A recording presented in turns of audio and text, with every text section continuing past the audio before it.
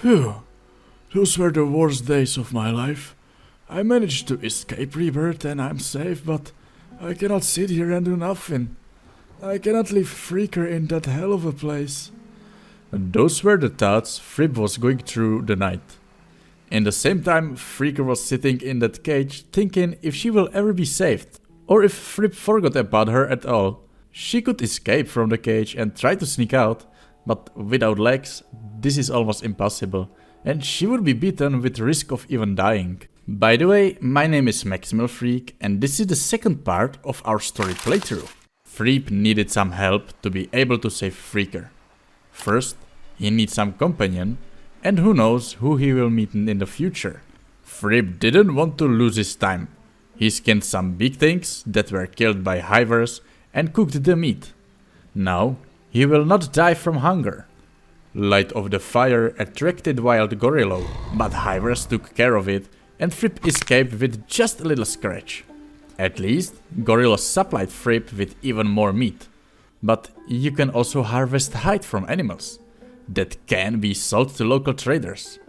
After Fripp looted enough stuff from dead animals and sold the hides, he was left with almost 10,000 cats. And that's a great boost for a new start. In the morning of the 6th day, Fripp picked up that gorilla to train his strength and left the village to start his new journey. Soon, another gorilla attacked him, but the hive village was still close, so after their help, he left the village again, and this time for good. His journey was not easy. As soon as Fripp crossed the border, he was mugged by a group of dust bandits. But he agreed on their demands and paid them 500 cats. After all, losing few hundred cats is nothing compared to losing his life. Then, after a long trip, Fripp arrived to Squin. He explored the city, chatted with local traders, but so far there was nothing Fripp would like to buy. So he continued on his journey until he discovered Waystation. Waystation was full of adventurers, mercenaries, and even plastic surgeon was there. After some chatting with locals, Fripp found out that one of locals would like to join him on his way. Julio needed to move on, so Fripp paid his debt, and after one disturbing story, Fripp had a new friendly companion. Suddenly, World seems like a happier place, and it's so much better to have a companion and someone to chat with during long running between different places. First of all, both of them tried to explore surroundings of Waystation, and unfortunately they came too close to Band of Bones encampment, and they were attacked. But when there is two of you, you can help each other. And after beating and short healing, they continued in the morning on their journey. First, Fripp and Julio returned to Squin. Local trader sold them 2 backpacks that will be definitely useful. But what's more important, Fripp bought maps of United Cities, thanks to which they had a new destination to reach. Hopefully, United Cities will be friendly, and Fripp and Julio can get a new gear, experience, and maybe more companions there to help them to save Freaker. Of course, backpack will not protect you, and that's why Fripp and Julio spent all of their money on armor. It's better to be broke and alive than rich and buried 5 feet under the ground. On the 8th day, they discovered the hub, and that's a great opportunity to sort gear they found in already beaten group of hungry bandits. Also, they trained their weapon skills on surviving rest of the bandits. There were even dead animals nearby, and selling animal skin was also profitable. Yet, the hub is nothing but 1 bar and 1 tower in a ruined city. So they continued on their way.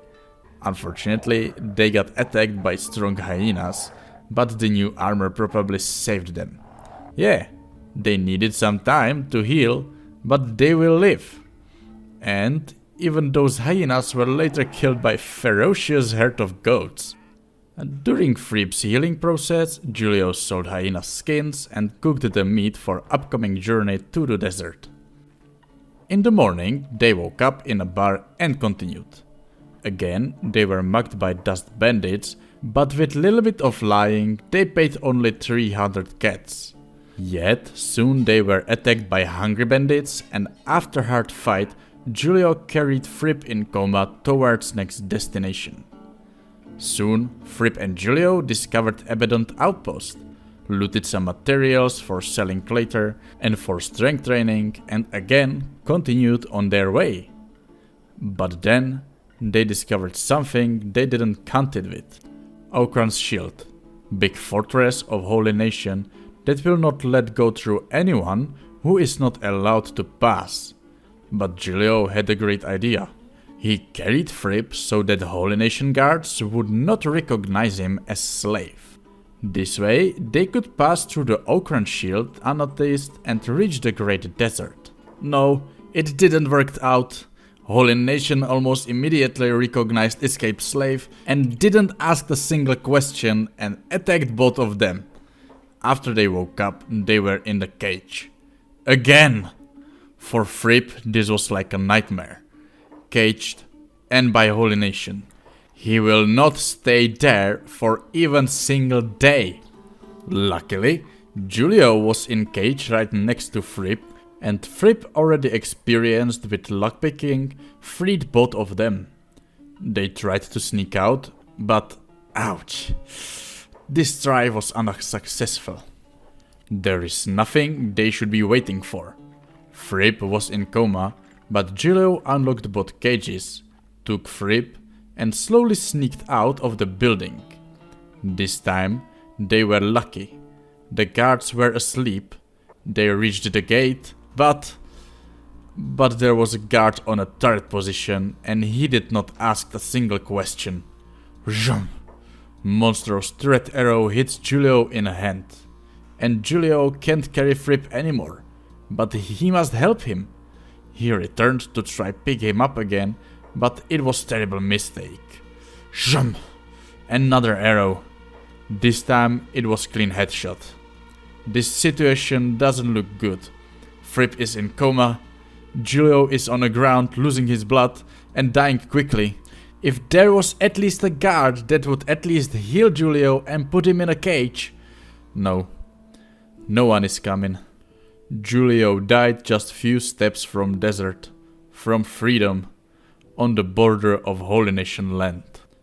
Fripp is taken back to the cage and cannot believe what just happened and how much fragile is single life.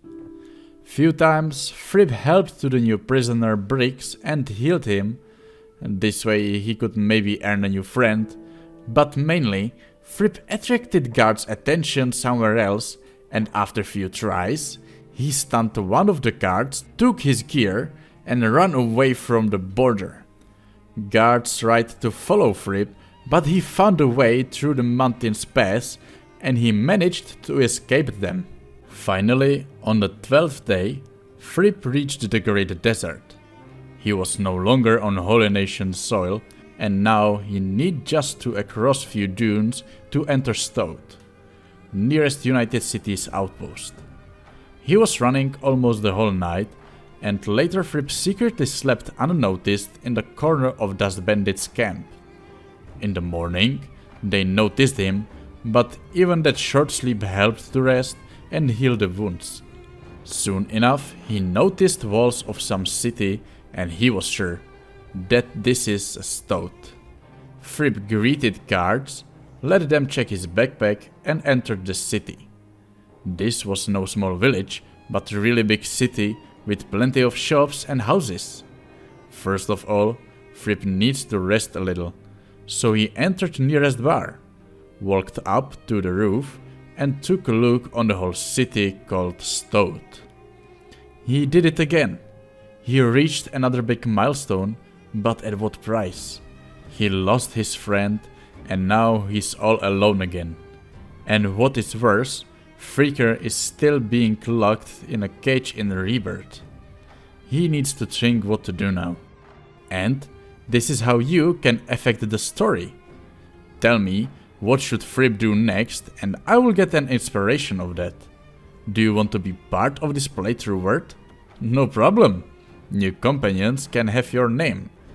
And if you liked this video, consider liking it and subscribing if you wish to see more parts. Every single comment supports me and motivates me to work on more stuff. Thank you for making it this far, and if you want to join us live, you can. We absolutely love Kenshi. Bye bye.